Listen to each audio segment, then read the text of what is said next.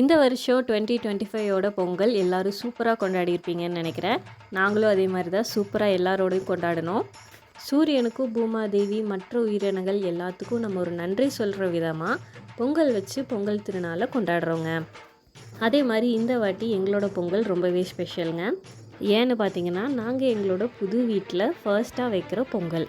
நாங்கள் முந்தின நாள் நைட்டே கோலம்லாம் போட்டுட்டோம். நிறையா வீடுங்களில் நைட்டு விடிய உட்காந்து கோலம்லாம் போட்டுட்டு இருந்தாங்க அக்கம் பக்கத்துல எல்லாம்.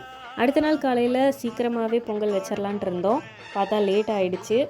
என் ஹஸ்பண்ட் காலையில் தான் எழுந்திரிச்சு பானைக்கு பெயிண்டிங்லாம் பண்ணிகிட்டு இருந்தார். பானை பெயிண்ட் பண்ண மாதிரி எங்கேயுமே கிடைக்கல. அதனால் சரி நம்ம வீட்லேயே நம்மளே பெயிண்ட் பண்ணிக்கலாம் அப்படின்னு சொல்லிட்டு நார்மல் பானையை வாங்கிட்டோம்.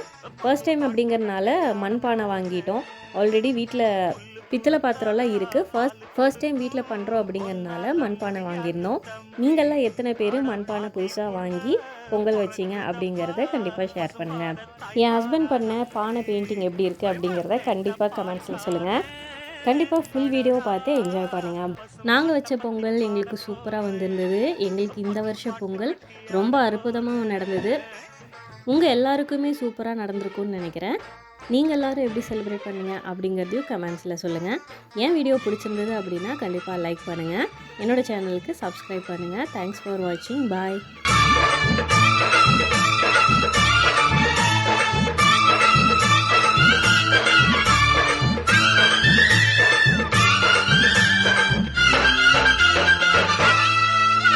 தன் ரத்தத்தில் ஒரு பாதி பாலாக பிரிப்பது பசுவோட வேலையப்பா.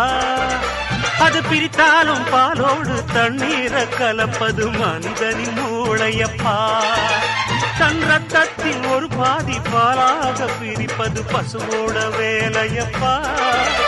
அது பிரித்தாலும் பாலோடு தண்ணீரை கலப்பது மனிதனின் மூளையப்பா. சாணம் விழுந்தா உரம் பாரு, எருவ எரிச்சா திருநீரு. உனக்கு என்ன வரலாறு, உண்மை சொன்னா தகராறு.